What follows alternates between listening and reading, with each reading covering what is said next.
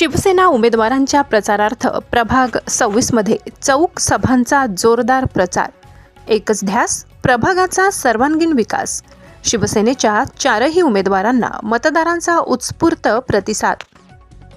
नाशिक महानगरपालिका निवडणुकीच्या पार्श्वभूमीवर प्रभाग क्रमांक 26 मध्ये शिवसेनेच्या अधिकृत उमेदवारांच्या प्रचारासाठी चौक सभांचे आयोजन करण्यात आले। शिवसेनेचे उमेदवार भागवत पाराजी आरोटे, निवृत्ती हरिभाऊ इंगोले, हर्षदा संदीप गायकर आणि नैना निलेश जाधव यांच्या प्रचारार्थ संजीवनगर, आशीर्वादनगर व रिगालिया बिल्डिंग परिसरात आज दिनांक 5 जानेवारी रोजी चौक सभा पार पडल्या। या सभांना नागरिकांनी मोठ्या संख्येने उपस्थिती दर्शवत उत्स्फूर्त प्रतिसाद दिला। यावेळी उमेदवार निवृत्ती हरिभाऊ इंगोले यांनी आपल्या भाषणात सांगितले, आम्ही धार्मिक मूल्ये जपणारे असून प्रभागाचा विकास हाच आमचा एकमेव अजेंडा आहे। येत्या काळात नागरिकांना सर्व मूलभूत सोयीसुविधा उपलब्ध करून देण्यासाठी आमचा अधिकाधिक प्रयत्न राहील। उमेदवार भागवत पाराजी आरोटे यांनी नगरसेवक असताना प्रभागात राबविलेल्या विविध विकास कामांची माहिती देत पुढील काळातही विकासाची गती कायम ठेवण्याचा निर्धार व्यक्त केला। माजी नगरसेविका हर्षदा संदीप गायकर यांनी पिण्याच्या पाण्याची सुविधा, सिमेंट कॉन्क्रीट रस्ते, आरोग्य सेवा, उद्याने आदी विकास कामांचा आढावा घेतला। काही भागात अद्याप नागरी सुविधांचा अभाव असल्यास तो येत्या काळात प्राधान्याने पूर्ण करण्यात येईल अशी ग्वाही त्यांनी दिली। उमेदवार नैना निलेश जाधव यांनी माजी नगरसेवक मधुकर शेठ जाधव यांच्या कार्याचा उल्लेख करत त्यांच्या पावलावर पाऊल ठेवून प्रभागाचा विकास अधिक वेगाने पुढे नेणे हीच आमची परंपरा असून तेच संस्कार माझ्यावर झाले आहेत असे सांगितले। तसेच प्रभागातील महत्त्वाच्या समस्यांपैकी असलेल्या स्मशानभूमीचा प्रश्न लवकरच मार्गी लावण्यात येईल असा विश्वास चारही उमेदवारांनी व्यक्त केला। या चौक सभांचे सूत्रसंचालन अनिल माळी यांनी अत्यंत प्रभावीपणे पार पाडले।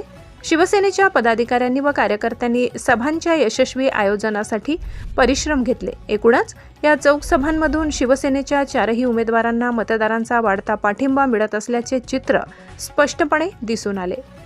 महाराष्ट्र क्रांती न्यूजसाठी वृत्त संकलन विभाग, सातपूर, नाशिक।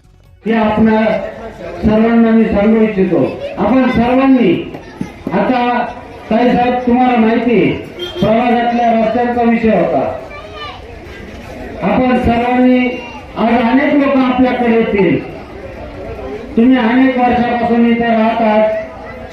खरं तर आमच्या शिवसेनेच्या काळातच रस्ते खडीकरण झाले होते आणि आता कॉन्क्रीटकरणचं काम सुद्धा प्रगतीपथावर या शिवसेनेच्या काळातच होत आहे। ते खोटं 8-10 दिवस बोलतील आणि मतं मागतील। आपल्या सर्वांना माहिती आहे राम मंदिराचं काम चालू आहे, काही पुढाकार घेत आहेत, अशा महिला पुढाकार घेऊन राम मंदिर उभं करताय। खरं तर ही अभिमानाची गोष्ट आपल्यासाठी असली पाहिजे। तुम्ही बघितलं असेल विकासाच्या दृष्टीने जेव्हा आम्ही खासदारकीच्या निवडणुकीला फिरत होतो हर्षदाताई आणि माझ्या मातेला भगिनीने सांगितलं होतं भाऊ हा रस्ता कधी होणार, तेव्हा सांगितलं होतं ताई जेव्हा आमचं मतदान असेल तेव्हा रस्ता झालेला असेल, काळजी करू नका। आणि ती कामं चालू आहे। कारण ताई आम्ही 4 वर्षापासून माजी नगरसेवक आहोत, परंतु ही जी आमच्यावर मेहरबानी आहे, आमच्या पक्षाचे मुख्य नेते एकनाथजी शिंदे साहेब यांनी जो निधी दिला आहे त्याच्यातून या आशीर्वाद नगर असेल, महाडा असेल, या सर्व रस्ते आणि त्यात कोणती करण्याची मंजूर केलेली आहे।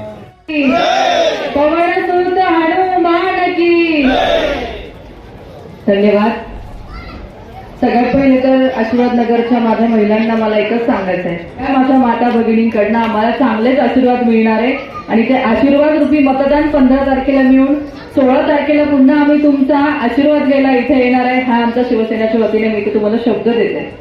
पण मला तुम्हाला थोडं पार्श्वभूमी सांगायची आहे। 2017 पासून 2022 पर्यंत आपण इथे कामकाज करताना रस्त्याच्या अगोदर असणाऱ्या सगळ्या सुखसुविधा, त्यात ड्रेनेज लाईन असेल, त्यात पिण्याच्या पाण्याची लाईन असेल, त्यात स्ट्रीट लाईट असेल, या सगळ्या सुविधा करून आज आम्ही तुम्हाला सगळ्यांना कॉन्क्रीटीकरणाचे रस्ते देतोय।